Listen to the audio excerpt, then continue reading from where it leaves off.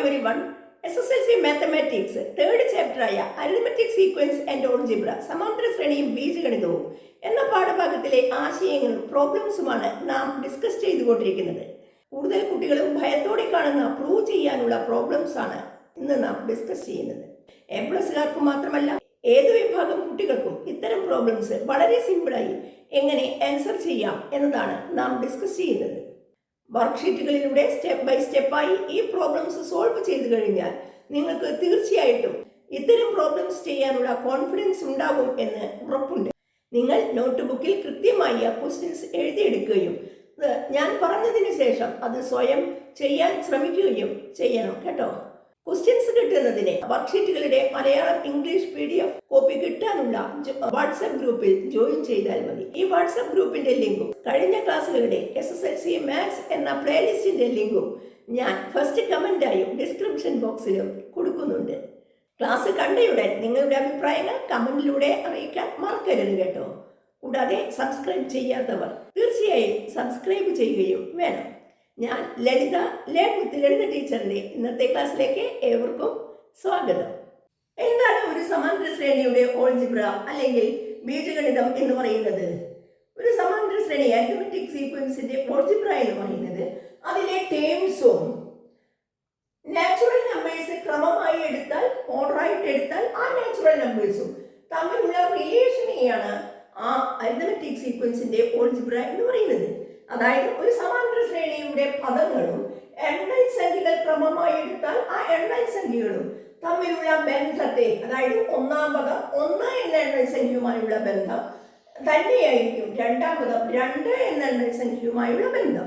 ആ ബന്ധത്തെയാണ് നമ്മൾ എന്ത് പറയുന്നത്? അരിത്മെറ്റിക് സീക്വൻസിന്റെ ഓൾജിബ്ര അല്ലെങ്കിൽ സമാന്തര ശ്രേണിയുടെ ബീജഗണിതം എന്ന് പറയുന്നത്. അത് ആ റൂൾ, ആ നിയമത്തെയാണ് നമ്മൾ ആ ചുരുക്കെഴുത്ത് കൊണ്ട് സൂചിപ്പിക്കുന്നത്. ക്ലിയർ?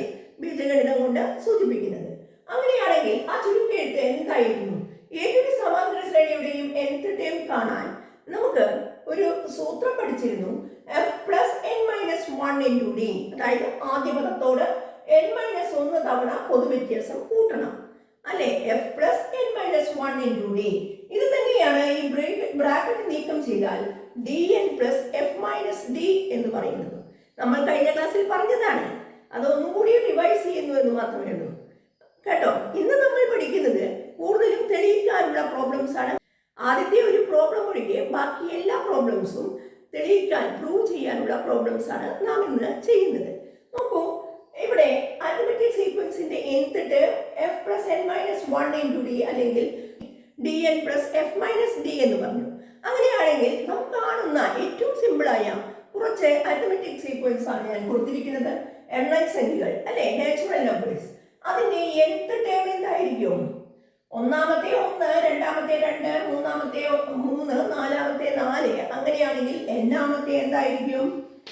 n തന്നെയായിരിക്കും അല്ലെ? ഇതിന്റെ nth ടേം n ആയിരിക്കും. ക്ലിയർ അല്ലേ? ഫസ്റ്റ് ടേം 1, 2, 3, 4 അങ്ങനെ nth ടേം n ആയിരിക്കും. നോക്കൂ, അടുത്തത് ഈവൻ നമ്പേഴ്സ്, ഇരട്ട സംഖ്യകളുടെ സീക്വൻസ് ആണ്. ഇതും ഒരു അരിത്മെറ്റിക് സീക്വൻസ് തന്നെയാണ്. ഇത് എങ്ങനെയാണ് ഈ അരിത്മെറ്റിക് സീക്വൻസും ഈ നാച്ചുറൽ നമ്പേഴ്സും തമ്മിൽ കണക്ട് ചെയ്തിരിക്കുന്നത് നോക്കാം. 2 ഇവിടെ 1നെ 2 കൊണ്ട് മൾട്ടിപ്ലൈ ചെയ്യുമ്പോഴാണ് അല്ലെ? 2 × 1 ആണ് 2 എന്ന് പറയുന്നത്. പിന്നെ 2 × 2 4, 2 × 3, 2 × 2 ആണ് 4, 2 × 3 ആണ് 6, 2 × 4 ആണ് 8. അങ്ങനെയാണെങ്കിൽ nth ടേം എന്തായിരിക്കും? 2 × n ആയിരിക്കും. ഈവൻ നമ്പേഴ്സ്, ഇരട്ട സംഖ്യകളുടെ ബീജഗണിതം എന്ന് പറയുന്നത് 2n ആണ്. 2ന്റെ മൾട്ടിപ്ലൈ ആയിരിക്കും അല്ലേ? നാച്ചുറൽ നമ്പേഴ്സിനെ 2 കൊണ്ട് മൾട്ടിപ്ലൈ ചെയ്താൽ ഓരോ ഇരട്ട സംഖ്യയും കിട്ടും, ഓരോ ഈവൻ നമ്പറും കിട്ടും. അങ്ങനെയാണെങ്കിൽ ഒറ്റ സംഖ്യകളാണെങ്കിലോ ഈ ഇരട്ട സംഖ്യയിൽ നിന്നൊക്കെ ഒന്ന് കുറഞ്ഞതല്ലേ ഒറ്റ സംഖ്യകൾ? അതാത് സ്ഥാനത്തുള്ള ഇരട്ട സംഖ്യകളിൽ നിന്ന് ഒന്ന് കുറച്ചാൽ അതേ പൊസിഷനിലുള്ള ഈ ഒറ്റ സംഖ്യ കിട്ടും, ഓഡ് നമ്പർ കിട്ടും അല്ലെ? ഇപ്പൊ മൂന്നാമത്തെ ഇരട്ട സംഖ്യ 6 ആണ്. 6ൽ നിന്ന് 1 കുറച്ചപ്പോ 5. അതാണ് മൂന്നാമത്തെ ഒറ്റ സംഖ്യ എന്ന് പറയുന്നത്. ഫോർമുല ഉപയോഗിക്കാതെ തന്നെ, ഈ സൂത്രം ഉപയോഗിക്കാതെ തന്നെ നമുക്ക് ഇതിൽ നിന്ന് കണ്ട് മനസ്സിലാക്കി പറയാൻ സാധിക്കും. എന്താണ്? ഇരട്ട സംഖ്യയുടെ ബീജഗണിതത്തിൽ നിന്ന് 1 കുറവായിരിക്കും ഒറ്റ സംഖ്യയുടെ ബീജഗണിതം അല്ലെ? അതായത് ഈ 2n ൽ നിന്ന് 1 കുറവായിരിക്കും. ഓക്കെ, 2ന്റെ ഗുണിതങ്ങൾ പറയണ പോലെ 3ന്റെ ഗുണിതാണെങ്കിൽ ഇവിടെ 3n വരും, 3 6 9 എക്സെട്ര. 5ന്റെ ഗുണിതാണെങ്കിൽ 5n വരും. ക്ലിയർ? അങ്ങനെ ഈ സൂത്രം വാക്യത്തിൽ ചേർക്കാതെ തന്നെ നമുക്ക് ഒറ്റ നോട്ടത്തിൽ തന്നെ ഇത്തരം സീക്വൻസുകളുടെ ഓൾജിബ്ര നമുക്ക് പറയാൻ സാധിക്കും. ഇനി നമുക്ക് പ്രോബ്ലംസിലേക്ക് പോകാം അല്ലേ? ക്ലിയർ അല്ലേ? അപ്പോൾ നമ്മൾ പറഞ്ഞത് അരിത്മെറ്റിക് സീക്വൻസിന്റെ ഓൾജിബ്ര എങ്ങനെ കണ്ടുപിടിക്കാം എന്നായിരുന്നു. നാം കഴിഞ്ഞ ക്ലാസ്സിൽ ഈ അരിത്മെറ്റിക് സീക്വൻസിന്റെ ഈ ഓൾജിബ്ര തന്നു കഴിഞ്ഞാൽ സീക്വൻസ് ഉണ്ടാക്കാനും നമ്മൾ പറഞ്ഞു കഴിഞ്ഞതാണ് അല്ലേ? ഓൾജിബ്രയാണ് നിങ്ങൾക്ക് തന്നതെങ്കിൽ അതിൽ നിന്ന് അത് അരിത്മെറ്റിക് സീക്വൻസിലേക്ക് എത്താനും നമ്മൾ കഴിഞ്ഞ ക്ലാസ്സിൽ ഡിസ്കസ് ചെയ്തതാണ്. ഇന്നത്തെ പ്രോബ്ലംസ് ചെയ്യാം. ഫസ്റ്റ് ക്വസ്റ്റ്യൻ നോക്കൂ. ഇവിടെ ഇപ്പൊ തന്നിരിക്കുന്നത് algebra of N arithmetic sequence 7 - 5n എന്നാണ്. ഒരു സമാന്തര ശ്രേണിയുടെ ബീജഗണിതം 7 - 5n എന്നാണ്. നോക്കൂ, ആദ്യത്തെ ക്വസ്റ്റ്യൻ എന്താണ് കോമൺ ഡിഫറൻസ്, പൊതുവ്യത്യാസം എത്ര എന്നാണ്. കഴിഞ്ഞ ക്ലാസ്സിൽ പറഞ്ഞത് ഓർക്കുന്നുണ്ടാവും അല്ലേ? എന്താണ് ഓൾജിബ്ര വന്നു കഴിഞ്ഞാൽ അരിത്മെറ്റിക് സീക്വൻസിന്റെ കോമൺ ഡിഫറൻസ് കാണാനുള്ള മാർഗം നമുക്ക് തന്നിരിക്കുന്നത് എന്താണ്? xn nth term equal to 7 - 5n എന്നാണ്. നമ്മൾ ഓർക്കുക, നിങ്ങൾക്ക് ഇതിലെ അരിത്മെറ്റിക് സീക്വൻസ് n-നെ 1 2 3 കൊടുത്താൽ നമുക്ക് അരിത്മെറ്റിക് സീക്വൻസ് സമാന്തര ശ്രേണി എഴുതാൻ സാധിക്കും. സിമ്പിൾ ആയിട്ട്, വളരെ സിമ്പിൾ ആയിട്ട് നമുക്ക് ഇത് ഒറ്റ നോട്ടത്തിൽ തന്നെ ഇതിന്റെ കോമൺ ഡിഫറൻസ് പറയാൻ സാധിക്കും, പൊതുവ്യത്യാസം പറയാൻ സാധിക്കും. എന്തായിരുന്നു? മറക്കരുത്, നമ്മൾ എപ്പോഴും അത് ഓർത്തുകൊണ്ടിരിക്കണം കേട്ടോ. എന്താണ് കോമൺ ഡിഫറൻസ്?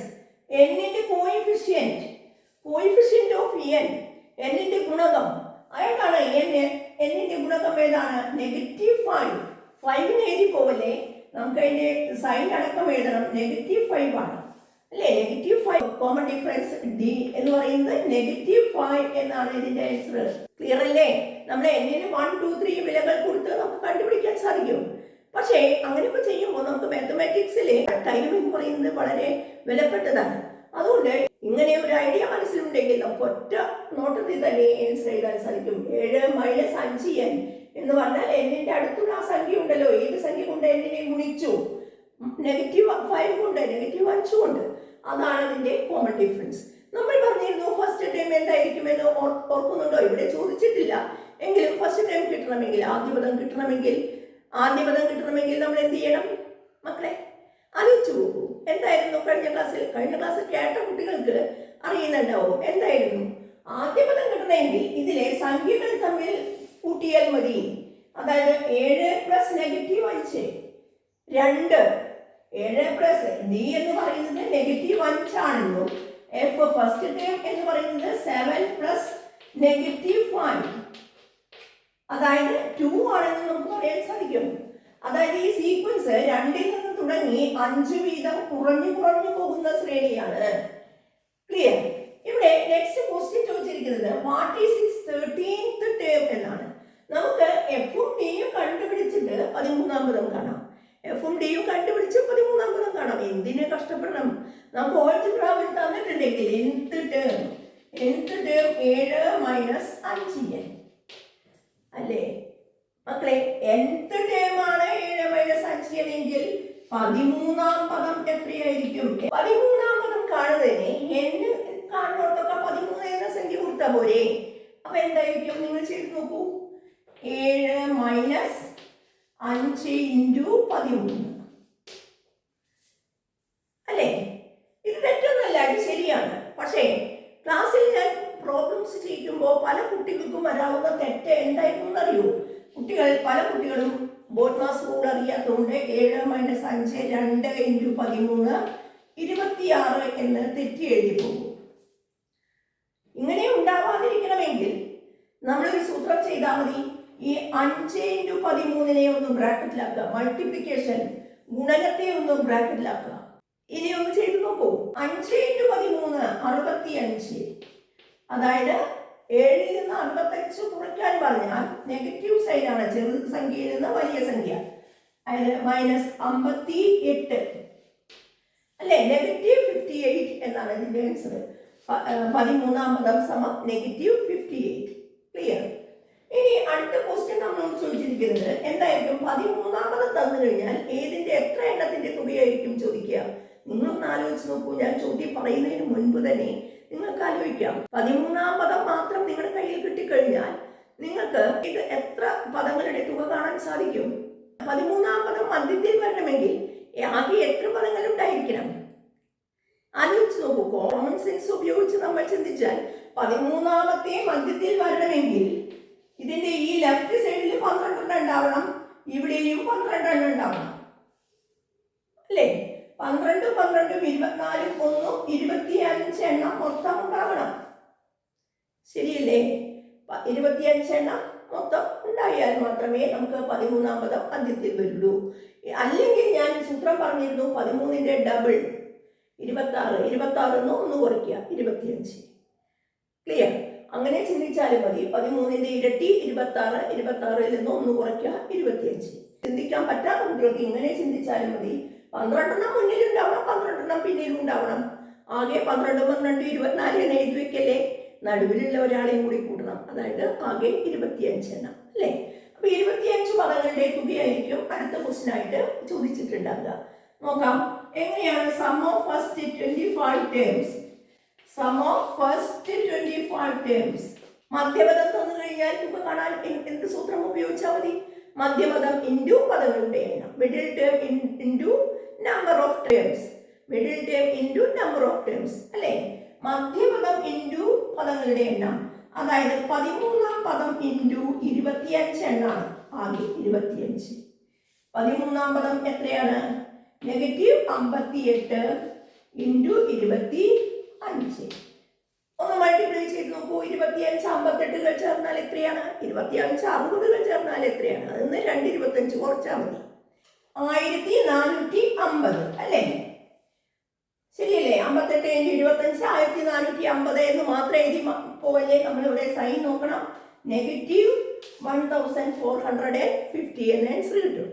അപ്പൊ ഇത്ര മാത്രം ചിന്തിച്ചാൽ മതി. ഫസ്റ്റ് ക്വസ്റ്റിന് കോമൺ ഡിഫറൻസ് എന്ന് പറയുന്നത് എന്നിന്റെ കോഎഫിഷ്യന്റ് ആണ് എന്ന് ക്ലിയർ ആക്കുക, എന്ന് മനസ്സിലാക്കുക. കൂടാതെ നമുക്ക് 13th ടേം കിട്ടാൻ ഓൾജിബ്ര തന്നു കഴിഞ്ഞ് 13th ടേം കിട്ടാൻ എന്നിനെ 13 എന്ന വില ചേർത്താൽ മതി. അങ്ങനെയാണ് നമുക്ക് ഇവിടെ -58 കിട്ടിയത്. പിന്നെ 13th ടേം കിട്ടിക്കഴിഞ്ഞാൽ അത് മധ്യത്തിൽ വരത്തക്ക വിധത്തിൽ 25 പദങ്ങളുടെ തുക കാണാൻ സാധിക്കും അല്ലേ?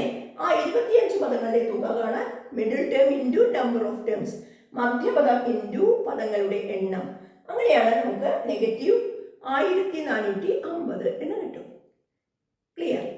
നെക്സ്റ്റ് ക്വസ്റ്റ്യനിലേക്ക് കടക്കാം. ഇനി എല്ലാം പ്രൂവ് ചെയ്യാനുള്ള പ്രോബ്ലംസ് ആണ് കേട്ടോ. നെക്സ്റ്റ് ക്വസ്റ്റ്യൻ നോക്കൂ. ഇവിടെ തന്നിരിക്കുന്നത് prove that the square of any term of the sequence 3 9 15 etc is the product of an odd number by 9 എന്നാണ്. എന്താ ഒന്നും മനസ്സിലായില്ല അല്ലേ? എന്താണ് പറഞ്ഞിരിക്കുന്നത്? നമ്മുടെ കയ്യിൽ ഒരു 3 9 15 തുടങ്ങിയ ഒരു സമാന്തര ശ്രേണിയുണ്ട്. അവർ പറഞ്ഞിരിക്കുന്നത് നമുക്ക് തെളിയിക്കേണ്ടത് ഇതിലെ ഏതൊരു പദത്തിന്റെയും വർഗം സ്ക്വയർ, ഏതൊരു ടേമിന്റെയും സ്ക്വയർ ഒരു ഓഡ് നമ്പറിനെ ഒരു ഒറ്റ സംഖ്യയെ 9 കൊണ്ട് ഗുണിച്ചതായിരിക്കും എന്നാണ്. ആ ഗുണനഫലമായിരിക്കും ആയിട്ട് എഴുതാൻ സാധിക്കും എന്നാണ്. അതായത് ഇതിലിപ്പോ ഒരു സംഖ്യ 3ന്റെ സ്ക്വയർ, ഇതിനെ നമുക്ക് തെളിയിക്കേണ്ടത് 9 കൊണ്ട് മൾട്ടിപ്ലൈ ചെയ്യണം. ഒരു ഓഡ് നമ്പറിനെ 9 കൊണ്ട് മൾട്ടിപ്ലൈ ചെയ്തതാണ് ഇത് എന്ന് അല്ലേ? നോക്കാം. 3 സ്ക്വയർ എന്ന് പറയുന്നത് 9 ആണ്. 9 എന്ന് പറയുന്നത് 9 ഇൻറ്റു ഒരു ഓഡ് നമ്പർ 1 ആണ്. ഒരു ഓഡ് നമ്പറിനെ 9 കൊണ്ട് മൾട്ടിപ്ലൈ ചെയ്തതാണ് 3 സ്ക്വയർ അല്ലേ? അതായത് ഇത് 9 ഇൻറ്റു ഒരു ഓഡ് നമ്പർ ആണ്. ക്ലിയർ? ഓഡ് നമ്പറിനെ 9 കൊണ്ട് മൾട്ടിപ്ലൈ ചെയ്തതാണ് ഇതിലെ ഒരു ടേമിന്റെ സ്ക്വയർ. ഇതേപോലെ 9ന്റെ സ്ക്വയർ ഒന്ന് പരിശോധിച്ച് നോക്കൂ. 9 സ്ക്വയർ ഈക്വൽ ടു 81 ആണ്. 81നെ നമുക്ക് 9 ഇൻറ്റു ഒരു ഓഡ് നമ്പർ ആക്കിയിട്ട് എഴുതാൻ സാധിക്കുമോ? 9 ഇൻറ്റു 9 അല്ലേ? 9 എന്ന് പറയുന്നത് ഓഡ് നമ്പർ ആണ്. അതായത് ഒരു ഓഡ് നമ്പറിനെ 9 കൊണ്ട് മൾട്ടിപ്ലൈ ചെയ്തതാണ്, ഒരൊറ്റ സംഖ്യയെ 9 കൊണ്ട് മൾട്ടിപ്ലൈ ചെയ്ത് ഗുണിച്ചതാണ് അല്ലേ? ഇതേപോലെ അടുത്തതും നമുക്ക് സാധിക്കും. 15ന്റെ സ്ക്വയർ എന്ന് പറയുന്നത് 225 ആണ്. 225 എന്ന് പറയുന്നത് 9 ഇൻറ്റു എത്രയാണ്? 25. ശരിയല്ലേ? 10 × 25 ആണെങ്കിൽ 250 ആണ്. ഒരു 25 കുറവാണ്, അതായത് 9 ഇൻറ്റു 25. ഇതും നമുക്ക് പറയാൻ സാധിക്കും എന്ത്, ഒരു ഒറ്റ സംഖ്യയെ 25 എന്ന് പറയുന്ന ഒറ്റ സംഖ്യയെ ഓഡ് നമ്പറിനെ 9 കൊണ്ട് മൾട്ടിപ്ലൈ ചെയ്തതാണ്. ഓഡ് നമ്പറിനെ 9 കൊണ്ട് മൾട്ടിപ്ലൈ ചെയ്തതാണ്. ക്ലിയർ? ഇതുപോലെ ഏത് പൊസിഷനിലുള്ള ടേമിന്റെ സ്ക്വയർ കണ്ടാലും എന്താണ്, ഒരു ഓഡ് നമ്പറിനെ 9 കൊണ്ട് മൾട്ടിപ്ലൈ ചെയ്തതാണ് എന്ന് തെളിയിക്കാനാണ് നിങ്ങളോട് ചോദിച്ചിരിക്കുന്നത്. ഏതൊരു ടേമിന്റെയും എന്ന് പറഞ്ഞാൽ എല്ലാ ടേമിനും ബാധകമായ ഒരു കാര്യം പറയണമെങ്കിൽ നിങ്ങൾ അതിന്റെ ഓൾജിബ്ര യൂസ് ചെയ്യണം. ഇതിന്റെ nth ടേമിന്റെ സ്ക്വയറും 9 ഇൻറ്റു ഒരു ഓഡ് നമ്പർ എന്ന് നമുക്ക് എഴുതാൻ സാധിക്കണം. ഇനി തീരെ പറ്റാത്ത കുട്ടികൾ, കണക്കിന് അത്രയും വിഷമാണ് എന്നുള്ള കുട്ടികൾ നിങ്ങൾ ഇത്രയ്ക്കെങ്കിലും എഴുതി വെക്കുക. ഇത് നമുക്ക് എഴുതാൻ സാധിക്കില്ലേ, അല്ലെ? സ്ക്വയർ ഓഫ് എനി ടേം ഏതൊരു പദത്തിന്റെയും വർഗം എന്ന് പറയുമ്പോൾ നമ്മളത് ഓൾജിബ്ര യൂസ് ചെയ്യണം. അവിടെയാണ് nth ടേമിന്റെ സ്ക്വയർ ആണ് നമ്മൾ പരിശോധിക്കാൻ പോകുന്നത്. അപ്പൊ ആ സ്റ്റെപ്പ് എന്താണെന്ന് മനസ്സിലാക്കുക. ഏതൊരു പദത്തിന്റെയും വർഗം എന്ന് പറഞ്ഞാൽ നമ്മൾ എന്ത് ചെയ്യണം, അവിടെ നമ്മൾ ആ സമാന്തര ശ്രേണിയുടെ ബീജഗണിതം എല്ലാ പദത്തിന്റെ വർഗം എടുത്ത് പരിശോധിച്ച് നോക്കുകയാണ് വേണ്ടത്. ക്ലിയർ? എല്ലാവരും ഈ അരിത്മെറ്റിക് സീക്വൻസിന്റെ ഓൾജിബ്ര കണ്ടു നോക്കൂ. ഈ സമാന്തര ശ്രേണിയുടെ ബീജഗണിത രൂപം കാണുക. എന്നാം പദം കണ്ടു നോക്കൂ. എന്നാം പദം കാണാൻ എന്താണ് സൂത്രം? f plus n minus 1 into d അല്ലെങ്കിൽ dn plus f minus d അല്ലേ? ഇതിലെ d എന്ന് പറയുന്നത് എന്താണ്? d എന്ന് പറയുന്നത് 9 മൈനസ് 3, അതായത് എത്രയാണ്? 6. f ഫസ്റ്റ് ടേം എത്രയാണ്? First term 3. ഇതിലൊന്ന് വില ചേർത്ത് നോക്കൂ. വാല്യൂസ് ഇതിൽ സബ്സ്റ്റിറ്റ്യൂട്ട് ചെയ്യാം. ഡിക്ക് പകരം 6n പ്ലസ് f 3 മൈനസ് 6, അതായത് 6n 3 minus 6 minus 3, 6n minus 3. nth term എന്ന് പറയുന്നത് 6n മൈനസ് 3 എന്ന് കിട്ടും. ഇത് കിട്ടിക്കഴിഞ്ഞാൽ നമുക്ക് ഒരു മാർക്കായി. പരീക്ഷയ്ക്ക്, SLC പരീക്ഷയ്ക്ക്, ഏതൊരു പരീക്ഷയ്ക്കും nth ടേം കണ്ടുപിടിച്ച് കഴിഞ്ഞാൽ ഒരു മാർക്ക് കിട്ടിക്കഴിഞ്ഞു കേട്ടോ. ഇനി ബാക്കിയുള്ളതിനാണ് അടുത്ത്. അപ്പൊ തീരെ ഉപേക്ഷിച്ച് കളയല്ലേ, ഒട്ടും കിട്ടാത്ത കുട്ടികൾ തീരെ ഉപേക്ഷിച്ച് കളയല്ലേ. കുറച്ച് മുമ്പ് പറഞ്ഞതുപോലെ ചെക്ക് ചെയ്യുക, അല്ലെങ്കിൽ nth ടേം കണ്ടുപിടിക്കുക. ഇനി ഇതിന്റെ സ്ക്വയർ എന്താണെന്ന് കണ്ടുപിടിച്ച് നോക്കാം നമുക്ക്. nth ടേമിന്റെ സ്ക്വയർ ആണ് കണ്ടുപിടിക്കുന്നത്, അതായത് xnന്റെ സ്ക്വയർ കണ്ടു നോക്കുകയാണ്. എന്താണ് xn? 6n minus 3 whole square അല്ലേ? നിങ്ങൾക്കറിയാം ഇത് ഏത് രൂപത്തിലാണ്? ഐഡന്റിറ്റി പഠിച്ചിട്ടുണ്ട് 8ാം ക്ലാസ്സിൽ അല്ലേ? എന്താണ് ഐഡന്റിറ്റി? എന്താണ് ഈ a minus b whole square പഠിച്ചിരിക്കുന്നത്? a minus b whole square equal to എത്രയാണ്? a സ്ക്വയർ ആദ്യത്തെ സംഖ്യയുടെ സ്ക്വയർ പ്ലസ് ബി സ്ക്വയർ രണ്ടാമത്തെ സംഖ്യയുടെ സ്ക്വയർ. പോരാ, ഇത്രയും എഴുതി പല കുട്ടികളും അവസാനിപ്പിക്കാറുണ്ട്. a square plus B square minus ആണ് ഇവിടെ എങ്കിൽ minus 2 into a into B 2ab എന്നാണ്. ഇത് ഓർത്ത് വെക്കുക കേട്ടോ. എങ്കിൽ ഇവിടെ സബ്സ്റ്റിറ്റ്യൂട്ട് ചെയ്താൽ ആദ്യത്തെ സംഖ്യയുടെ സ്ക്വയർ 6n സ്ക്വയർ ബ്രാക്കറ്റ് ഇടുക, അല്ലെങ്കിൽ n മാത്രമാണ് സ്ക്വയർ ഉണ്ടാവുക. 6 കൂടി സ്ക്വയർ വേണമെങ്കിൽ 6n മൊത്തമായിട്ട് ബ്രാക്കറ്റിൽ ഇടുക. 6n ഹോൾ സ്ക്വയർ പ്ലസ് രണ്ടാമത്തെ സംഖ്യ 3യുടെ സ്ക്വയർ. ഇതിൽ നിന്ന് മൈനസ് ചെയ്യണം. ഇതിന്റെ പ്രൊഡക്റ്റ് 6n ഇൻറ്റു 3യുടെ ഡബിൾ 2 ഇൻറ്റു 6n ഇൻറ്റു 3. ഇത് എത്രയാണ് വരിക? 6ന്റെ square 36n square plus 9 minus 2 into 3 6, 6 into 6 36n എന്ന് വരും. 3 മനസ്സിലായോ? ഇതിൽ നിന്ന് നമുക്ക് എന്ത് ചെയ്യാൻ സാധിക്കും? ഇതിൽ കോമൺ ആയിട്ട് എല്ലാത്തിനുമുള്ള പൊതുഘടകം എന്താണ്? കോമൺ ഫാക്ടർ എന്താണ്? ഇതിനെയും ഹരിക്കാൻ സാധിക്കണം. എല്ലാ ടേമിനെയും എല്ലാ പദത്തെയും ഹരിക്കാൻ പറ്റണം.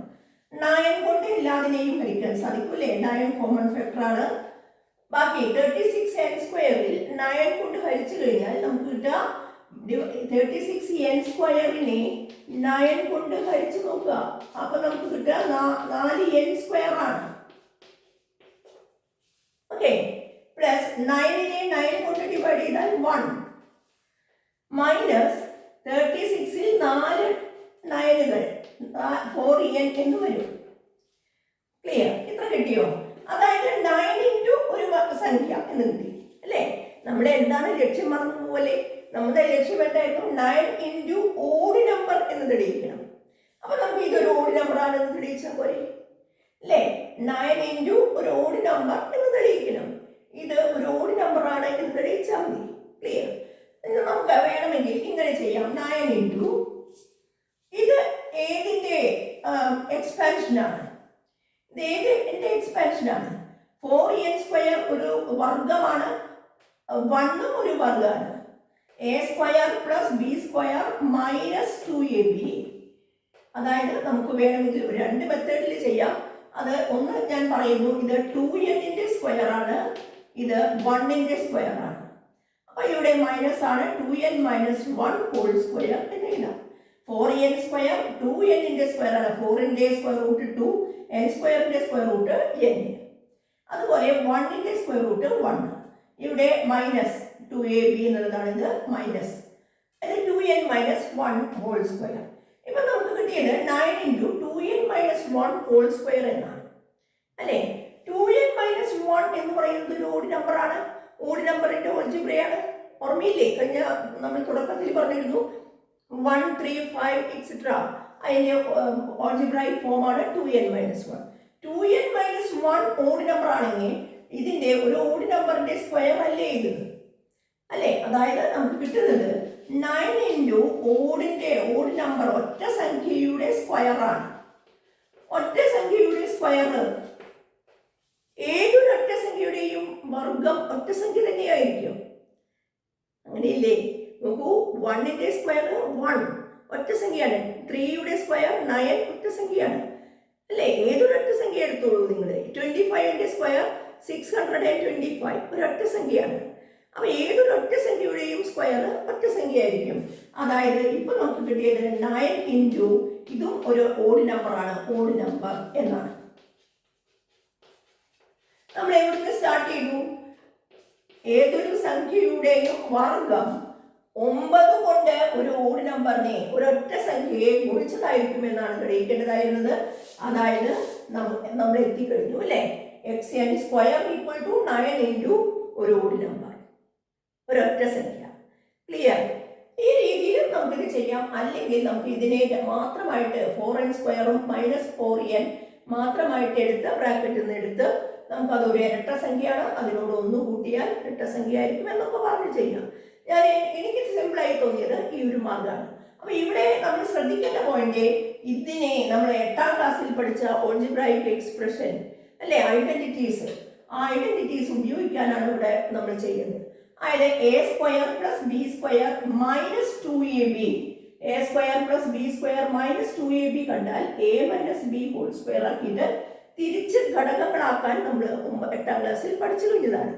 അതാണ് ഇവിടെ ചെയ്തത്. 9 ഇൻറ്റു 2n - 1² മനസ്സിലായില്ലേ? അപ്പൊ ഇതേ രീതിയിൽ നമ്മളിത് മുന്നോട്ട് പോകണം. നമ്മൾ ലാസ്റ്റ് സ്റ്റെപ്പ് ഇങ്ങനെയായിരിക്കണം. ഇനി ഏതെങ്കിലും 1-2 സ്റ്റെപ്പ് നിങ്ങൾക്ക് ഇവിടെ കിട്ടുന്നില്ലെങ്കിൽ നമ്മൾ 9 ഇൻറ്റു എന്ന് എഴുതി കിട്ടിയില്ലേ, ഒരു സൂത്രം ചെയ്തോളൂ, ആരോടും പറഞ്ഞു കൊടുക്കണ്ട. നിങ്ങൾ 9 ഇൻറ്റു ഇതൊരു ഓഡ് നമ്പർ ആയിരിക്കും. 4n² ഇരട്ട സംഖ്യയാണ്, 4n-ഉം ഒരു ഇരട്ട സംഖ്യയാണ്. 1 കൂട്ടിയാൽ ഒരു ഇരട്ട സംഖ്യയോട് 1 കൂട്ടിയാൽ ഒരൊറ്റ സംഖ്യ ആയിരിക്കും. അതുകൊണ്ട് ഇതൊരൊറ്റ സംഖ്യയാണ് എന്ന് പറഞ്ഞ് അവസാനിപ്പിച്ചാൽ മതി. 9 ഇൻറ്റു ഒരൊറ്റ സംഖ്യ, 9 ഇൻറ്റു ഒരു ഓഡ് നമ്പർ എന്ന് എഴുതി അവസാനിപ്പിക്കുക. അത്രയ്ക്കെങ്കിലും നിങ്ങൾക്ക് ചെയ്യാൻ സാധിക്കും അല്ലേ. ഇത്ര കിട്ടിക്കഴിഞ്ഞാൽ ഇതിൽ നിന്ന് ഈ ഐഡന്റിറ്റി യൂസ് ചെയ്യാൻ പ്രാക്ടീസ് ചെയ്ത കുട്ടികൾക്ക് തീർച്ചയായിട്ടും സാധിക്കുന്നതാണ്.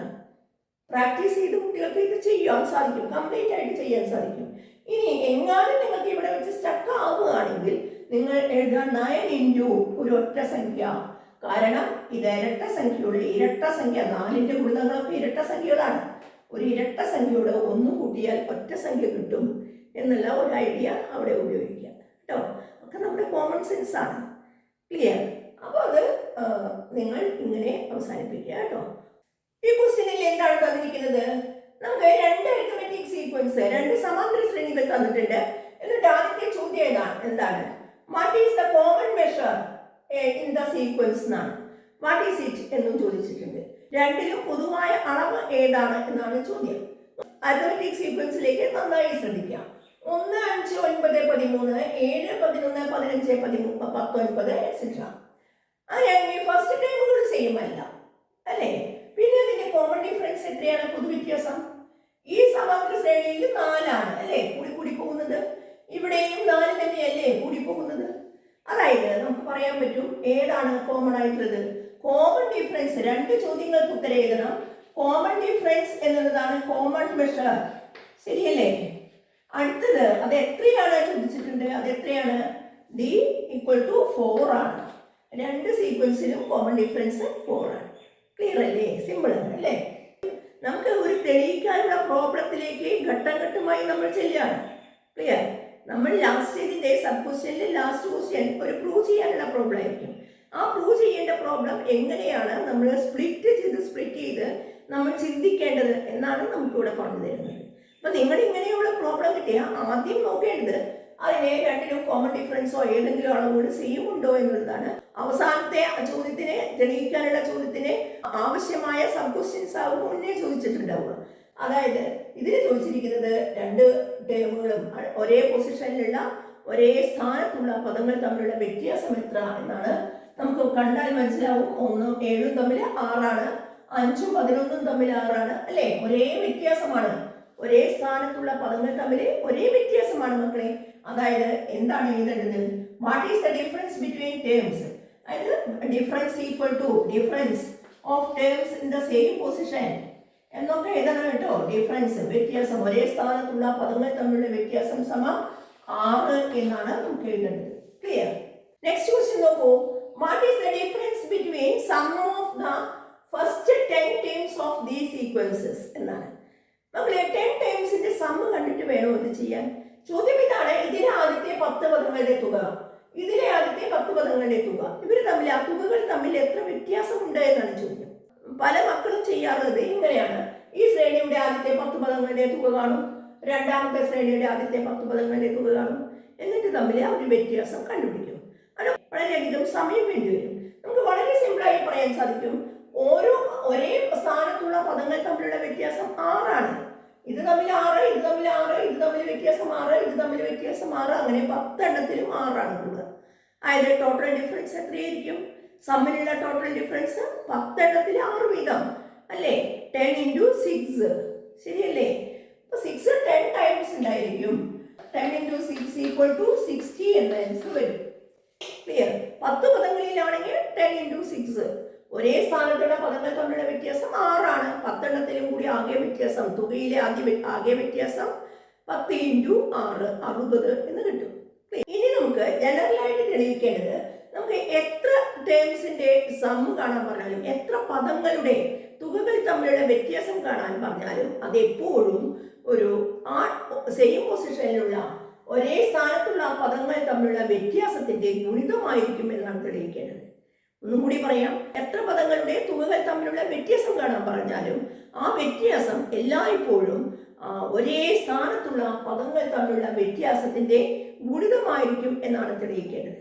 അതായത് എത്ര പദങ്ങളുടെ എന്ന് പറഞ്ഞാൽ ജനറലായിട്ട് n ടേംസിന്റെ സം. n ടേംസിന്റെ സമ്മുകൾ തമ്മിലുള്ള വ്യത്യാസം എപ്പോഴും ഒരേ പൊസിഷനിലുള്ള ഒരേ സ്ഥാനത്തുള്ള പദങ്ങളുടെ വ്യത്യാസത്തിന്റെ ഗുണിതമായിരിക്കും. ഈ പ്രോബ്ലത്തിലാണെങ്കിൽ അത് എത്രയാണ്? ഒരേ പൊസിഷനിലുള്ള ടേംസ് തമ്മിലുള്ള ഡിഫറൻസ് 6. അപ്പൊ നമുക്ക് ഇവിടെ എന്താണ് തെളിയിക്കേണ്ടത്? ഈ പ്രോബ്ലത്തിൽ എന്താണ് തെളിയിക്കേണ്ടത്? സമ്മുകളുടെ ഡിഫറൻസ് = 6 × ഒരു നമ്പർ എന്ന് തെളിയിക്കേണ്ടി വരും. എന്നാലല്ലേ ആ ഡിഫറൻസ് 6 ആണ്. ഡിഫറൻസ് × ഒരു നമ്പർ, ഡിഫറൻസിന്റെ മൾട്ടിപ്പിൾ ആണ് എന്ന് തെളിയിക്കണമെങ്കിൽ ഡിഫറൻസ് × വേറെ ഏതോ ഒരു നമ്പർ എന്ന് തെളിയിക്കണം. അതായത് 6 × ഒരു നമ്പർ എന്ന് തെളിയിക്കണം. 6 × ഒരു സംഖ്യയാണ് നിങ്ങൾക്ക് സമ്മിലെ ഡിഫറൻസ് ആയിട്ട് വരിക എന്നാണ് നമ്മൾ അവസാന ആൻസറിൽ എത്തേണ്ടത്. ക്ലിയർ? നമുക്ക് അവസാനം എവിടെ എത്തണം എന്ന ഒരു ഐഡിയ ഉണ്ടായാലല്ലേ നമുക്ക് സ്റ്റാർട്ട് ചെയ്യുന്നത് എങ്ങനെയാണെന്ന് ആലോചന വരുള്ളൂ അല്ലേ? നിങ്ങൾ സ്കൂളിൽ നിന്ന് പോകുമ്പോൾ വീട്ടിലേക്കാണ് പോകുന്നതെങ്കിൽ സ്കൂളിൽ നിന്ന് വീട്ടിലേക്ക് എത്തണം എന്നൊരു ലക്ഷ്യം നമുക്കുണ്ട്. അതുകൊണ്ടാണ് നമ്മൾ നേരെ വീട്ടിലേക്ക് എത്തുന്നത്. എത്ര സംസാരിച്ച് പോവുകയാണെങ്കിൽ നമ്മൾ വീട്ടിലേക്ക് എത്തുന്നത്. ക്ലിയർ? നടന്നു പോകുന്ന കുട്ടികളാണെങ്കിൽ അതിന്റെ ഗുണിതമാണ് സം ഡിഫറൻസ് എന്നാണ് നമുക്ക് തെളിയിക്കേണ്ടത്. നോക്കാം. അങ്ങനെ തെളിയിക്കേണ്ട സന്ദർഭങ്ങളിലൊക്കെ ഓൾജിബ്ര യൂസ് ചെയ്യാം. ആദ്യത്തെ സീക്വൻസ് 1, 5, 9, 13, etc. ഇതിന്റെ ഓൾജിബ്രൈക് ഫോം ബീജഗണിത രൂപം nth ടേം എന്തായിരിക്കും? ഇതിന്റെ nth ടേം എന്ന് പറയുന്നത് dn plus f minus d വെച്ച് വേഗം കണ്ടു നോക്കൂ എല്ലാവരും. dn plus f minus d. Okay, അല്ലെങ്കിൽ f plus n minus 1 into d. നന്നായി ചെയ്യാൻ സാധിക്കുന്നത് ഏത് ഫോർമുല ഉപയോഗിക്കുകയാണെങ്കിൽ നിങ്ങൾ അതേ രീതിയിൽ ചെയ്തോളൂ കേട്ടോ. ഇങ്ങനെയാണെങ്കിൽ ഡി എൻ എന്ന് പറയുന്നത് ഇവിടെ D4 ആണ്. 4n പ്ലസ് എഫ് എന്ന് പറയുന്നത് 1 ആണ്. 1 മൈനസ് 4 എത്ര വരും? 4n മൈനസ് 3 എന്ന് വരും. ആദ്യത്തെ സീക്വൻസിന്റെ nth term 4n minus 3. Second sequence 7, 11, 15, 19, etc. ഇതിന്റെ nth ടേം കണ്ടു നോക്കാം. dn plus f minus D. D എന്ന് പറയുന്നത് 4n പ്ലസ് എഫ് എന്ന് പറയുന്നത് 7 മൈനസ് ഡി എന്ന് പറയുന്നത് 4. അതായത് നമുക്ക് 4n പ്ലസ് 3 എന്ന് വരും അല്ലെ. സെക്കൻഡ് സീക്വൻസിന്റെ nth ടേം 4n പ്ലസ് 3 എന്ന് വരും. അതായത് ഈ സീക്വൻസിൽ എന്നാ പൊസിഷനിൽ ഏതായിരിക്കും? 4n പ്ലസ് മൈനസ് 3 ആയിരിക്കും. ഇതിന്റെ nth പൊസിഷനിൽ 4n പ്ലസ് 3 ആയിരിക്കും. ക്ലിയർ? ഇവിടെ ഒന്നാം പൊസിഷനിൽ 1 7 5 11 അങ്ങനെ പോയി nth പൊസിഷനിലെ ഇവിടെ ഉണ്ടാകുക 4n മൈനസ് 3 ആയിരിക്കും. ഇവിടെ 4n പ്ലസ് 3 ആയിരിക്കും. അങ്ങനെയാണെങ്കിൽ ആ ഒരേ പൊസിഷനിലുള്ള ടേംസ് ഡിഫറൻസ് അല്ലേ നമുക്ക് അടുത്തത് കാണേണ്ടത്? നമുക്കറിയാം അത് 6 ആയിരിക്കുമെന്ന്. പക്ഷേ ഈ ആദ്യത്തെ 3 4 എണ്ണോ കണ്ട് നമ്മളത് ജനറലായിട്ട് നമുക്ക് പറയാൻ സാധിക്കില്ല. അതുകൊണ്ടാണ് തെളിയിക്കേണ്ട കണക്കുകളിൽ nth ടേം ഉപയോഗിച്ച് തന്നെ അത് കണ്ടെത്തുന്നത് കേട്ടോ. നമുക്കറിയാം 6 ആണ്, 6 ആണ് ഇവിടെയും ആൻസർ വരും. നോക്കാം നമ്മൾ ചെയ്യേണ്ടത്. ഇനി difference in nth term equal to 4n, ഇതല്ലേ വലുത്. 4n plus 3 minus 4n minus 3. ഇത് ശരിയല്ലേ? 4n plus 3 minus 4n minus 3. പല കുട്ടികളും ഇങ്ങനെ തെറ്റി എഴുതാറുണ്ട്. ശ്രദ്ധിക്കുക, ഈ മൈനസ് എന്നുള്ളത് ഇതിനെല്ലാം ബാധകമാണ്. 4n-നും ബാധകമാണ്, മൈനസ് 3-ക്കും ബാധകമാണ്. അപ്പോൾ ഇതെങ്ങനെ വരും? 4n plus 3 minus 4n. ഇവിടെയൊക്കെയാണ് പല കുട്ടികൾക്കും മാർക്ക് നഷ്ടപ്പെടുന്നത്. ഇങ്ങനെയുള്ള ചെറിയ ചെറിയ മിസ്റ്റേക്കുകളാണ്. അല്ലാതെ ഇക്കൊല്ലത്തെ 10ാം ക്ലാസ്സിലെ ആശയങ്ങൾ അറിയാതെ അല്ല അവർക്ക് കുറേ കുട്ടികൾക്ക് മാർക്ക് പോകുന്നത്. ഇതുപോലെയുള്ള ചെറിയ മിസ്റ്റേക്സുകൾ. നെഗറ്റീവ് ഓഫ് -3 പ്ലസ് 3 അപ്പോൾ എത്ര വരും? 4n മൈനസ് 4n 0 ആയിപ്പോയി. പ്ലസ് 3 അതായത് 6 എന്ന് വന്നു. നമുക്ക് 6 തന്നെയാണ് എന്ന് അറിയാമായിരുന്നു മുൻപ് അല്ലേ? ഡിഫറൻസ് ഇൻ സെയിം പൊസിഷൻ 6 ആണ്. ക്ലിയർ? ഇനി നമുക്ക് difference in sum of n terms. ആദ്യത്തെ n പദങ്ങളുടെ തുകകളിലെ വ്യത്യാസം സമം ആദ്യത്തെ ഒരേ പൊസിഷനിൽ 6 വീതം എത്ര എണ്ണത്തിൽ വരും? n പദങ്ങളാണ്, അതുകൊണ്ട് n എണ്ണം വരും. ഇപ്പൊ എന്താ കിട്ടിയത്? 6ന്റെ മൾട്ടിപ്പിൾ ആണ് ഇത്. 6 എന്ന് പറയുന്നത് എന്താണ്? 6 എന്ന് പറയുന്നത് സെയിം പൊസിഷനിലുള്ള ടേംസിന്റെ ഡിഫറൻസ് ആണ്. ശരിയല്ലേ? ഡിഫറൻസ് ഇൻ സംസ് equal to 6 into n, where 6 is the difference of terms in the same position. 6 എന്നത് ഒരേ സ്ഥാനത്തുള്ള പദങ്ങൾ തമ്മിലുള്ള വ്യത്യാസമായിരിക്കും. അതുകൊണ്ട് നമ്മൾ പ്രൂഫ് കഴിഞ്ഞു അല്ലേ? ഈ ക്വസ്റ്റ്യനിൽ എന്താണ് പറഞ്ഞത് നോക്കാം. നമുക്ക് ഇതിൽ പറഞ്ഞിരിക്കുന്നത് ഒരു അരിതമെറ്റിക് സീക്വൻസ് തന്നു കഴിഞ്ഞ് അതിലൊരു നാച്ചുറൽ നമ്പേഴ്സ് ഉൾപ്പെടുന്ന ഒരു അരിതമെറ്റിക് സീക്വൻസ്, അതായത് ഫ്രാക്ഷൻസ് ഭിന്നസംഖ്യകളൊന്നും അല്ലാത്ത എണ്ണൽ സംഖ്യകൾ മാത്രം ഉൾപ്പെടുന്ന ഒരു സമാന്തര ശ്രേണി നിങ്ങൾ എഴുതി കഴിഞ്ഞാൽ അതിലെ ഏതെങ്കിലും ഒരു പൊസിഷനിൽ നിങ്ങൾക്ക് ഒരു പെർഫെക്റ്റ് സ്ക്വയർ, ഒരു പൂർണ്ണവർഗം, എന്താണ് പൂർണ്ണവർഗം? എണ്ണൽ സംഖ്യകളുടെ വർഗം അല്ലേ? അങ്ങനെ ഒരു സംഖ്യ കണ്ടെത്തിയാൽ ഉണ്ട് എന്ന് മനസ്സിലായി കഴിഞ്ഞാൽ നിങ്ങൾക്ക് മനസ്സിലാക്കാം അതിലെ ഏതെങ്കിലുമൊക്കെ പൊസിഷനുകളിൽ വീണ്ടും പൂർണ്ണവർഗങ്ങൾ ഉണ്ടായിരിക്കും എന്നാണ് മനസ്സിലാക്കാൻ സാധിക്കുക. അത് തെളിയിക്കാനാണ് ചോദ്യം. ഇപ്പൊ എക്സാമ്പിൾ ആയിട്ട് നോക്കൂ, ഞാനൊരു എക്സാമ്പിൾ എഴുതാണ്. 6, 9, 12, 15, etc. ഇതിൽ നിങ്ങൾക്ക് മനസ്സിലാവും ഇത് എണ്ണൽ സംഖ്യകൾ മാത്രം ഉൾപ്പെടുന്ന ഒരു ശ്രേണിയാണ്, ഭിന്നസംഖ്യകളല്ല അല്ലേ? അങ്ങനെയാണെങ്കിൽ നിങ്ങൾക്ക് ഈ 9 എന്ന് പറയുന്നത് ഒരു പൂർണ്ണവർഗമാണ്, 3യുടെ സ്ക്വയർ ആണ് അല്ലേ? 3 എന്ന എണ്ണൽ സംഖ്യയുടെ വർഗമാണ് 9. ബാക്കി 6, 12, 15 ഇതൊന്നും പൂർണ്ണവർഗങ്ങൾ സ്ക്വയറുകളല്ല, പെർഫെക്റ്റ് സ്ക്വയറുകളല്ല. ഇനി നിങ്ങൾക്ക് ഇങ്ങനെ തുടർന്ന് പോകുകയാണെങ്കിൽ വേറെ ഏതെങ്കിലും പൂർണ്ണവർഗങ്ങൾ പെർഫെക്റ്റ് സ്ക്വയേഴ്സ് ഈ സീക്വൻസിൽ ഉണ്ടായിരിക്കും എന്നാണ് തെളിയിക്കേണ്ടത്. ക്ലിയർ? ഇപ്പൊ ഉദാഹരണത്തിന് ഇതിൽ 16, 9 കഴിഞ്ഞാൽ 3 സ്ക്വയർ 9, 4 സ്ക്വയർ 16 ഉണ്ടായിരിക്കും എന്നല്ല, വേറെ ഏതെങ്കിലും ഒക്കെ പെർഫെക്റ്റ് സ്ക്വയർ ഉണ്ടായിരിക്കും എന്നാണ്. അതായത് 15, 18, 21, 24, 27, 30, 33, 36 വന്നു. കണ്ടോ? അതിലൊരു 36 എന്ന് പറയുന്ന ഒരു ടേം വന്നു കഴിഞ്ഞു. അപ്പൊ നമുക്ക് ഇവിടെ നമുക്ക് പറയേണ്ടത് ഇതാണ് തെളിയിക്കേണ്ടത്. ഈ ഒരു പ്രത്യേക സീക്വൻസ് ഞാൻ എടുത്ത് നിങ്ങൾക്ക് എക്സാമ്പിൾ മനസ്സിലാവാൻ വേണ്ടി ചെയ്യുന്നേ ഉള്ളൂ. ജനറൽ ആണെങ്കിൽ നമുക്ക് nth ടേം ഉപയോഗിച്ച് പറയാം കേട്ടോ. എങ്ങനെ നമുക്ക് പൊതുവായി തെളിയിക്കാം എന്ന് നോക്കാം. നമുക്കൊരു പ്രത്യേക സീക്വൻസ് ഒന്നും എടുക്കാനില്ല. നമ്മളോട് ഏതോ ഒരു സമാന്തര ശ്രേണി, ഏതോ ഒരു അരിത്മെറ്റിക് സീക്വൻസ്, അതിലെ ഒരു പൂർണ്ണവർഗം, ഒരു പെർഫെക്റ്റ് സ്ക്വയർ ഉണ്ട് എന്നാണ് പറയുന്നത്. Perfect square term in the given sequence equal to ഏതാണ്? നമുക്ക് n സ്ക്വയർ ആയിട്ട് എടുക്കാം. ഓക്കെ, ഏതോ ഒരു നമ്പർ n, ഏതോ ഒരു എണ്ണൽ സംഖ്യ, അതിന്റെ ഒരു സ്ക്വയർ ആ സമാന്തര ശ്രേണിയിൽ ഉണ്ട്. ഇനി നമുക്ക് അടുത്ത പദങ്ങൾ എങ്ങനെയാ കാണാം? ഒരു പദം കിട്ടിക്കഴിഞ്ഞാൽ അടുത്ത പദം കിട്ടുന്നതിന് 1 d കൂട്ടണം, അതിന്റെ അടുത്ത പദം കിട്ടുന്നതിന് 2 d കൂട്ടണം, അല്ലേ? അങ്ങനെ 10 d കൂട്ടിയാൽ അതിന്റെ കുറെ അകലെയുള്ള ഒരു ടേം കിട്ടും. n സ്ക്വയറിനോട് കൂടി നമ്മൾ പൊതുവ്യത്യാസം കൂട്ടി എഴുതി കഴിഞ്ഞാൽ നമുക്ക് അതിലെ മറ്റു പദങ്ങൾ കിട്ടിക്കഴിയും. ശരിയല്ലേ? ഞാൻ ഇതിലെ n സ്ക്വയറിനോട് കൂടി ഏത് എണ്ണം കൂട്ടിയാലും നമുക്ക് അതിൽ എന്ത് കിട്ടും? ഒരു പദം ആ സീക്വൻസിലെ തന്നെ എത്ര പൊതുവ്യത്യാസം കൂട്ടിയാലും ആ സീക്വൻസിലെ പദം തന്നെയാണ് കിട്ടുക, ആ സമാന്തര ശ്രേണിയുടെ പദം തന്നെയാണ് കിട്ടുക, അല്ലേ? ഞാൻ പെർഫെക്റ്റ് സ്ക്വയർ ഇതൊരു സ്ക്വയർ ആക്കാൻ വേണ്ടി ഞാൻ സൂത്രം ഉപയോഗിക്കുന്നത് n സ്ക്വയറിനോട് കൂടി എത്ര കോമൺ ഡിഫറൻസ് കൂട്ടിയാലും നമുക്കൊരു ഈ സമാന്തര ശ്രേണിയിൽ ഒരു പദം തന്നെയാണ് കിട്ടുക, അല്ലേ? നമ്മൾ ഇഫ് വി ആഡ് എത്ര കോമൺ ഡിഫറൻസ് ആണ് ഞാൻ കൊടുക്കുന്നത്? 2n plus d times common difference. ഇത് കൂട്ടി നോക്കുകയാണ്. അതായത് നമ്മൾ ആ n സ്ക്വയറിനോട് കൂടി 2n plus d times common difference കൂട്ടി നോക്കുകയാണ്. ആ n സ്ക്വയർ എന്ന ടേമിനോട് കൂടി പദത്തോടു കൂടി നമ്മൾ എന്ത് ചെയ്യുന്നു? എത്ര എണ്ണം? 10 എണ്ണം, 15 എണ്ണം, 20 എണ്ണം എന്ന് പറയുന്നത് പോലെ ഒരു എണ്ണൽ സംഖ്യയാണ് 2n പ്ലസ് d എന്ന് പറയുന്നത്.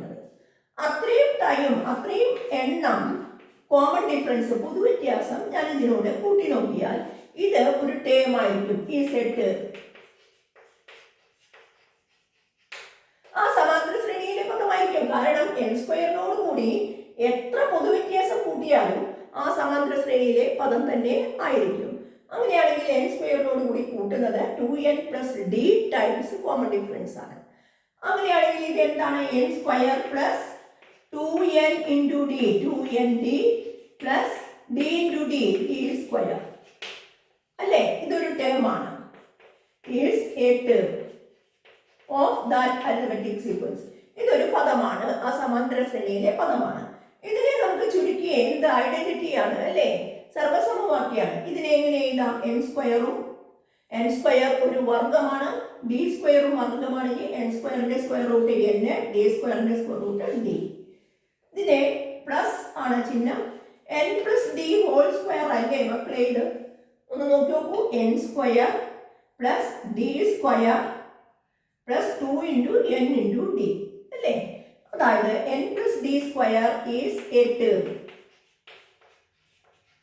n plus d whole square ആ സമാന്തര ശ്രേണിയിലെ ഒരു പദമാണ്. ഇതിന്റെ അർത്ഥം എന്താണ്? n പ്ലസ് d എന്ന് പറയുന്നത് ഒരു എണ്ണൽ സംഖ്യയാണ്, നാച്ചുറൽ നമ്പർ ആണ്, അല്ലേ? എന്നിനോട് കൂടി പൊതുവ്യത്യാസം കൂട്ടുക എന്ന് പറയുന്നത് ഒരു എണ്ണൽ സംഖ്യയാണ്, ഒരു നാച്ചുറൽ നമ്പർ ആണ്. നാച്ചുറൽ നമ്പറിന്റെ സ്ക്വയർ ആണിത്. അതായത് ഇതൊരു പെർഫെക്റ്റ് സ്ക്വയർ ആണ്, ഇതൊരു പൂർണ്ണവർഗമാണ്. ഒരു പൂർണ്ണവർഗം കൂടി അതിലെ പദമായിട്ട് വന്നു. കണ്ടോ? n പ്ലസ് ഡിയുടെ സ്ക്വയർ ആ ശ്രേണിയിലെ ഒരു പദമാണ്. n പ്ലസ് ഡി എന്ന് പറയുന്നത് ഒരു എണ്ണൽ സംഖ്യയാണ്, അതുകൊണ്ട് ഇതൊരു പെർഫെക്റ്റ് സ്ക്വയർ ആണ്. ഇതൊരു പൂർണ്ണവർഗമാണ്. n plus d whole square എന്ന് പറയുന്നത് ഒരു പൂർണ്ണവർഗമാണ്. അതുകൊണ്ട് ആ സമാന്തര ശ്രേണിയിൽ മറ്റു പൂർണ്ണവർഗങ്ങളും ഉണ്ടായിരിക്കും എന്ന് പറഞ്ഞ് എഴുതി അവസാനിപ്പിക്കണം. ഒന്നുകൂടി പറയാം, സിമ്പിളായി പെട്ടെന്ന് പറയാം കേട്ടോ. നമ്മളോട് പറഞ്ഞിരിക്കുന്നത് ഒരു സമാന്തര ശ്രേണിയിൽ ഏതോ ഒരു പൂർണ്ണവർഗം ഉണ്ടത്രേ. പെർഫെക്റ്റ് സ്ക്വയർ ഉണ്ട്. എങ്കിൽ നിങ്ങൾ തെളിയിക്കേണ്ടത് വേറെ ഏതെങ്കിലും സ്ഥാനത്ത് വീണ്ടും പൂർണ്ണവർഗങ്ങൾ ഉണ്ടായിരിക്കും എന്നാണ് തെളിയിക്കേണ്ടത്. ക്ലിയർ? അപ്പൊ നമ്മൾ പറയുന്നത്, നമ്മൾ വിചാരിക്കുന്നത് ആ സമാന്തര ശ്രേണിയിലെ പെർഫെക്റ്റ് സ്ക്വയർ ടേം എന്ന് പറയുന്നത് n സ്ക്വയർ ആണ് എന്ന് വിചാരിക്കാം. n സ്ക്വയറിനോട് എത്ര കോമൺ ഡിഫറൻസ് കൂട്ടിയാലും ആ ശ്രേണിയിലെ തന്നെ പദമായിരിക്കും എന്ന് നമുക്കറിയാം, അല്ലെ? ഒരു കോമൺ ഡിഫറൻസോ 2 കോമൺ ഡിഫറൻസോ 100 കോമൺ ഡിഫറൻസോ എത്ര കൂട്ടിയാലും അതേ ശ്രേണിയിലെ പദമായിരിക്കും.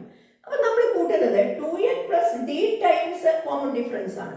5, 10, 12 എന്നൊക്കെ പറയുന്ന ഒരു നമ്പറാണിത്. 2n + d times common difference ആണ് കൂട്ടുന്നതെങ്കിൽ, അതിനോട് കൂട്ടുകയാണെങ്കിൽ അതൊരു ടേം ആയിരിക്കും, ആ ശ്രേണിയിലെ പദമായിരിക്കും.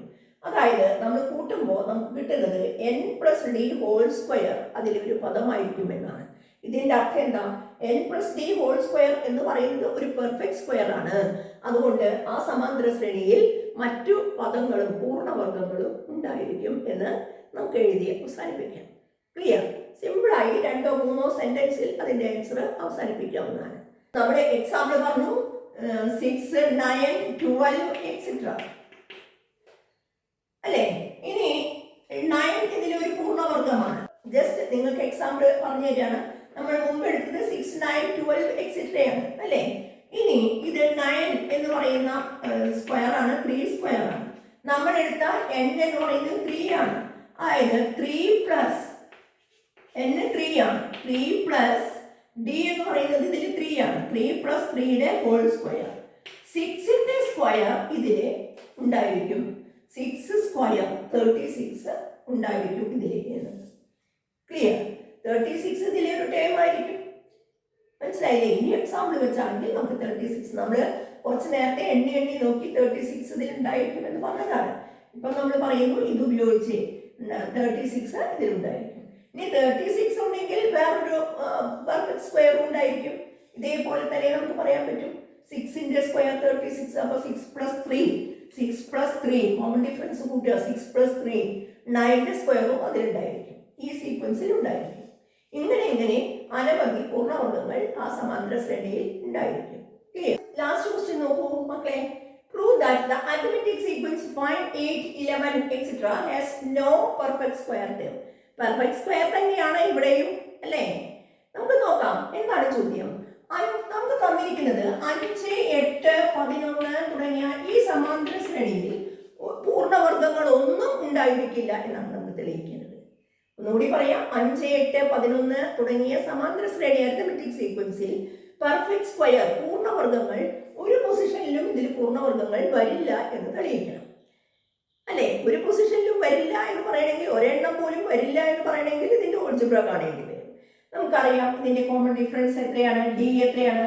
കോമൺ ഡിഫറൻസ് 3 ആണ്. ഫസ്റ്റ് ടേം എന്ന് പറയുന്നത് 5 ആണ്. nth ടേം എല്ലാവരും കണ്ടു നോക്കൂ. nth ടേം xn, അല്ലേ? Algebra nth term = dn + f - d. എന്താണ് ഇതിന്റെ ഓൾജിബ്ര? dn 3n + 5 - 3, അതായത് 2. 3n + 2 എന്നതാണ് ഇതിന്റെ ഓൾജിബ്ര. ക്ലിയർ? എന്താണ് ഇതിലെ nth ടേം എന്ന് പറയുന്നത്? 3n, 3n + 2 ആണ്. ഇതിന്റെ അർത്ഥം എന്താണ് മക്കളെ? ഈ സമാന്തര ശ്രേണി എങ്ങനെയാണ് ഉണ്ടായത് ഒന്ന് ഡിസ്ക്രൈബ് ചെയ്യൂ. ഈ സമാന്തര ശ്രേണി 3n എന്ന് പറയുന്നത് 3ന്റെ ഗുണിതം, 3ന്റെ ഗുണിതത്തേക്കാൾ 2 കൂടുതലാണ്. ഈ സമാന്തര ശ്രേണിയിലെ പദങ്ങൾ 3ന്റെ ഗുണിതത്തേക്കാൾ 2 കൂടുതലാണ്. 3ന്റെ ഗുണിതം 3, 3നേക്കാൾ 2 കൂടുതൽ 5. അടുത്ത 3ന്റെ ഗുണിതം 6, 6നേക്കാൾ 2 കൂടുതൽ 8. അടുത്തത് 3ന്റെ ഗുണിതം 9, 9നേക്കാൾ 2 കൂടുതൽ. അതായത് ഈ സമാന്തര ശ്രേണിയിലെ എല്ലാ പദങ്ങളും 3ന്റെ ഗുണിതത്തേക്കാൾ 2 കൂടുതലാണ്. ഇനി വേറൊരു തരത്തിൽ പറയുന്നുണ്ടല്ലോ. എന്താണത്? 3 കൊണ്ട് ഹരിച്ചാൽ, പൊതുവ്യത്യാസം 3 കൊണ്ട് ഹരിച്ചാൽ ശിഷ്ടം 2 കിട്ടും. Terms leave the remainder 2 on dividing by the common difference 3. ഇതിലെ ഇതിന്റെ അർത്ഥം ക്ലിയർ? ഇതിൽ ഏതൊരു പദത്തെയും നിങ്ങൾക്ക് വേണമെങ്കിൽ ആ സെന്റൻസ് എഴുതിയിരിക്കാം. അതായത് ഏതൊരു പദത്തെയും ഇതിന്റെ കോമൺ ഡിഫറൻസ് പൊതുവ്യത്യാസം 3 കൊണ്ട് ഹരിച്ചാൽ ശിഷ്ടം 2 കിട്ടും എന്ന് എഴുതിപ്പിക്കുക കേട്ടോ. നിർബന്ധമായിട്ടും എഴുതണം. The terms leave the remainder 2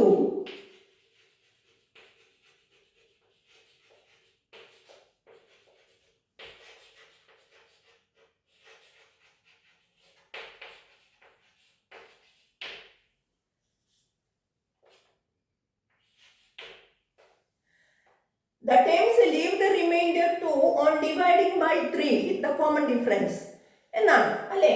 അങ്ങനെയാണെങ്കിൽ നമുക്കിതിൽ പൂർണ്ണവർഗങ്ങൾ പെർഫെക്റ്റ് സ്ക്വയേഴ്സ് ഒന്നും ഉണ്ടാകില്ല എന്ന് പറഞ്ഞാൽ പെർഫെക്റ്റ് സ്ക്വയേഴ്സിനെ 3 കൊണ്ട് ഡിവൈഡ് ചെയ്താൽ എന്തായിരിക്കും റിമൈൻഡേഴ്സ് വരിക? നിങ്ങൾ മുൻപ് പഠിച്ചതാണല്ലോ അത്. ഏതൊരു പൂർണ്ണവർഗത്തെയും 3 കൊണ്ട് ഹരിച്ചാൽ ഒരിക്കലും ശിഷ്ടം എത്ര വരില്ല? 2 വരില്ല. നിങ്ങൾക്ക് അത് ഓർമ്മ വരുന്നില്ലെങ്കിൽ ഉടനെ നിങ്ങളൊന്ന് പെട്ടെന്ന് ചെയ്ത് നോക്കുക. സൈഡിലെ എന്താണ് ആദ്യത്തെ പെർഫെക്റ്റ് സ്ക്വയർ 1. 1നെ 3 കൊണ്ട് ഡിവൈഡ് ചെയ്താൽ നമുക്ക് റിമൈൻഡർ ശിഷ്ടം എത്രയും വരിക? ശിഷ്ടം വരുന്നത് 1 തന്നെ അല്ലേ? അടുത്ത പെർഫെക്റ്റ് സ്ക്വയർ 4. 4നെ 3 കൊണ്ട് ഡിവൈഡ് ചെയ്താൽ റിമൈൻഡർ ഈക്വൽ ടു 1 തന്നെയാണ്. 1 തന്നെയാണ് ശിഷ്ടം വരിക. അടുത്ത 9. 9നെ 3 കൊണ്ട് ഡിവൈഡ് ചെയ്താൽ 3 കൊണ്ട് ഹരിച്ചാൽ ശിഷ്ടം 0 വരിക. അപ്പോൾ 0, 1 മാത്രമേ വരികയുള്ളൂ. ഇങ്ങനെ ഒരു നിയമം നമ്മൾ മുമ്പ് പഠിച്ചതാണ് അല്ലേ? No perfect square leaves the remainder 2 on dividing by 3. Therefore, perfect square is not a term of this sequence. പൂർണ്ണവർഗങ്ങളെ 3 കൊണ്ട് ഹരിച്ചാൽ ശിഷ്ടം 2 കിട്ടില്ല. അതുകൊണ്ട് പൂർണ്ണവർഗങ്ങളൊന്നും ഈ ശ്രേണിയിലെ പദമാവില്ല എന്ന് തന്നെ എഴുതി വയ്ക്കുക കേട്ടോ. ക്ലിയർ? നാം ഇന്ന് തെളിയിക്കാനുള്ള 4 പ്രോബ്ലംസ് ആണ് പഠിച്ചത്. സമാന്തര ശ്രേണിയിൽ അരിത്മെറ്റിക് സീക്വൻസിൽ കുട്ടികൾ കൂടുതൽ പേടിക്കുന്ന, കുട്ടികൾക്ക് വിഷമം തോന്നുന്ന ഭാഗങ്ങളാണ് തെളിയിക്കാൻ പ്രൂവ് ചെയ്യാനുള്ള പ്രോബ്ലംസും കൂടാതെ പാറ്റേൺസ് യൂസ് ചെയ്യാനുള്ള പ്രോബ്ലംസും. നമ്മൾ ഈ വർക്ക്ഷീറ്റിൽ പ്രൂവ് ചെയ്യാനുള്ള പ്രോബ്ലംസ് ആണ് ചെയ്തതെങ്കിൽ നെക്സ്റ്റ് വർക്ക്ഷീറ്റിൽ നമ്മൾ ചെയ്യുന്നത് പാറ്റേൺസ് യൂസ് ചെയ്ത് എങ്ങനെ നമുക്ക് പ്രോബ്ലംസ് ചെയ്യാം എന്നുള്ളതാണ്. ഈ വർക്ക്ഷീറ്റും അടുത്ത വർക്ക്ഷീറ്റും ഒരു ആവറേജ് കുട്ടികളെ A+ലേക്ക് എത്തിക്കാനുള്ള ശ്രമത്തിൻ്റെ ഭാഗമായി തയ്യാറാക്കിയ ക്വസ്റ്റ്യൻസ് ആണ്. വളരെ സിമ്പിളാണ് അത് നിങ്ങൾ ഒഴിവാക്കേണ്ട ക്വസ്റ്റ്യൻസ് അല്ല. അത് നിങ്ങൾക്ക് ചെയ്യാൻ സാധിക്കും കേട്ടോ. നിങ്ങൾക്ക് ചെയ്യാൻ സാധിക്കും. അത് നിങ്ങൾ ക്വസ്റ്റ്യൻ പേപ്പറിൽ കണ്ടാൽ ഒഴിവാക്കി വിടാറാണ് പല കുട്ടികളും പതിവ്. നമ്മൾ എന്തിനാ അത് ഒഴിവാക്കണം? അതിലെ സബ് ക്വസ്റ്റ്യൻസ് ശ്രദ്ധിക്കുക. എന്നിട്ട് സബ് ക്വസ്റ്റ്യൻസിലൂടെ മുന്നോട്ട് പോയി അത് നമുക്ക് അവസാനം നമ്മളെ ആൻസറിലേക്ക് എത്തും. എനിക്ക് പറ്റുന്ന പ്രോബ്ലം അല്ല എന്ന് പറഞ്ഞ് ഒഴിവാക്കേണ്ട ക്വസ്റ്റ്യൻസ് അല്ല ഇത്. തീർച്ചയായിട്ടും മറ്റ് വിഷയങ്ങളിലൊക്കെ A+ കിട്ടുന്ന കുട്ടികൾക്ക് പോലും മാത്തമാറ്റിക്സിൽ A+ കളയുന്ന മാത്തമാറ്റിക്സ് സീക്വൻസിൽ നിന്നുള്ള 2 മോഡൽ ക്വസ്റ്റ്യൻസ് ആണ് ഈ പ്രൂവ് ചെയ്യാനുള്ളതും അതുപോലെ പാറ്റേൺസ് യൂസ് ചെയ്യാനുള്ളതും. നിങ്ങളത് ശ്രദ്ധിച്ച് പഠിച്ചാൽ നിങ്ങൾക്കത് ചെയ്യാൻ സാധിക്കും. നിങ്ങൾക്ക് ആ മാർക്ക് സ്കോർ ചെയ്യാനായിട്ട് സാധിക്കും, ഉറപ്പാണ് കേട്ടോ. ശ്രദ്ധിച്ച് മനസ്സിലാക്കി പഠിക്കുക. സംശയങ്ങൾ ഉണ്ടെങ്കിൽ വീണ്ടും ഒന്ന് ബാക്കടിച്ച് നിങ്ങളത് കണ്ടു നോക്കൂ. നിങ്ങളത് സ്വയം ചെയ്തു നോക്കൂ. നോട്ട് ബുക്കിൽ ആ പ്രോബ്ലംസ് എഴുതിയെടുത്ത് വീഡിയോ കണ്ടതിന് ശേഷം നിങ്ങൾ ആ പ്രോബ്ലംസ് എഴുതിയെടുത്ത് നിങ്ങൾ സ്വയം അതൊന്ന് പരിശീലിച്ച് നോക്കൂ, പ്രാക്ടീസ് ചെയ്ത് നോക്കൂ. നിങ്ങൾക്കത് ചെയ്യാൻ സാധിക്കും കേട്ടോ. തീർച്ചയായും നിങ്ങൾ ആ മാർക്ക് കൂടി നേടും, ഉറപ്പാണ് കേട്ടോ. പാറ്റേൺസ് യൂസ് ചെയ്തുള്ള പ്രോബ്ലംസിൻ്റെ അടുത്ത വർക്ക്ഷീറ്റുമായി നമുക്ക് വീണ്ടും കാണാം. ബൈ.